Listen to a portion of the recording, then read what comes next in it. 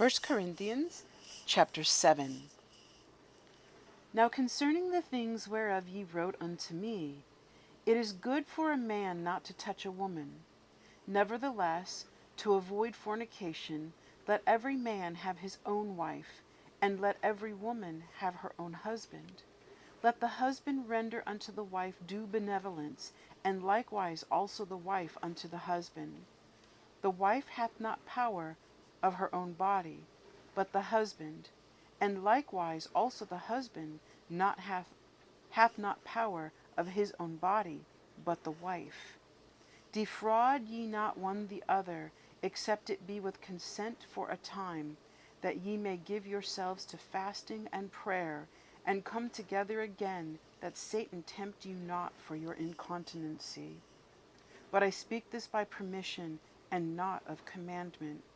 For I would tell that all men were even as I myself, but every man hath his proper gift of God, one after this manner, and another after that.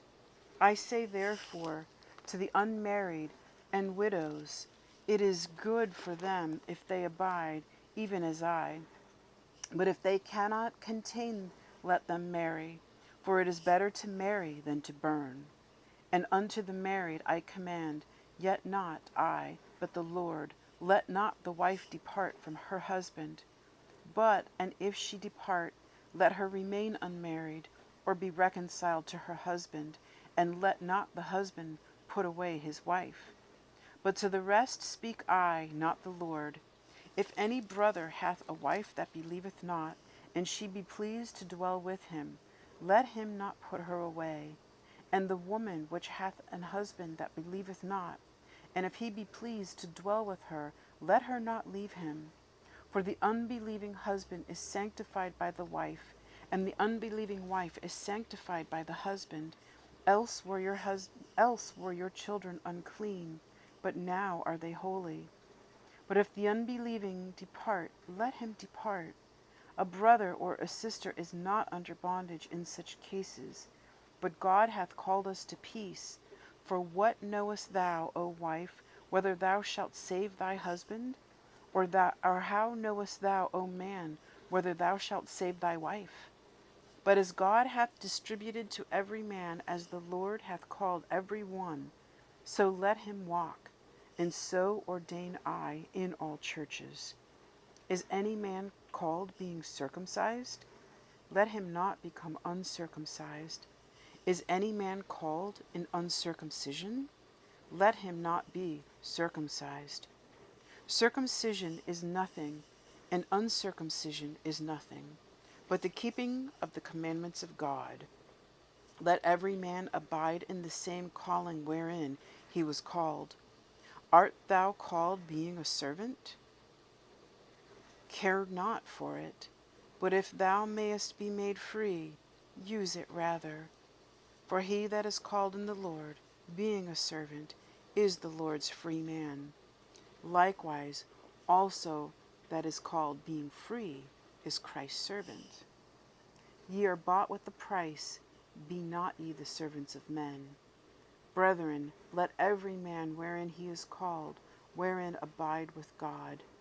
Now concerning virgins, I have no commandment of the Lord, yet I give my judgment as one that hath obtained mercy of the Lord to be fruitful.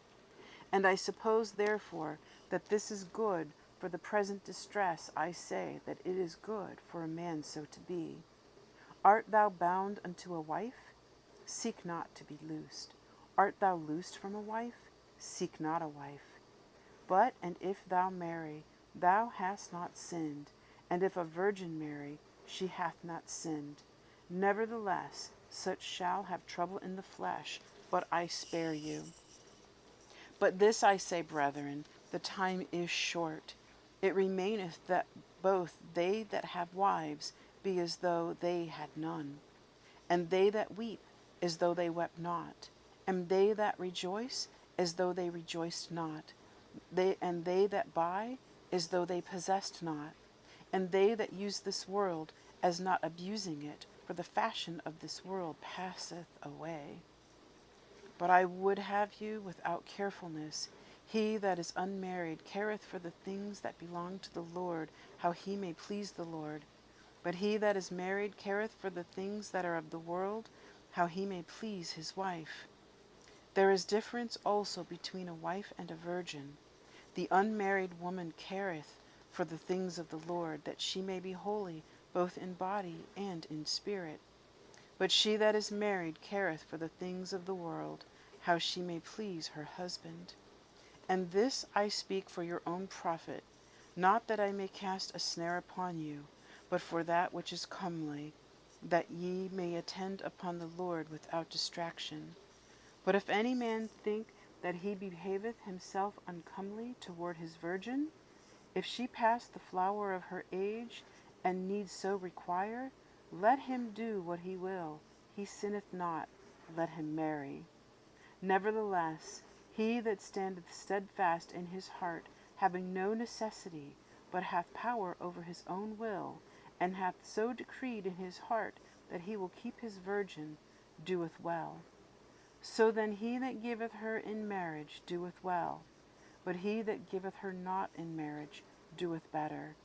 The wife is bound by the law as long as her husband liveth, but if her husband be dead, she is at liberty to be married to whom she will, only in the Lord.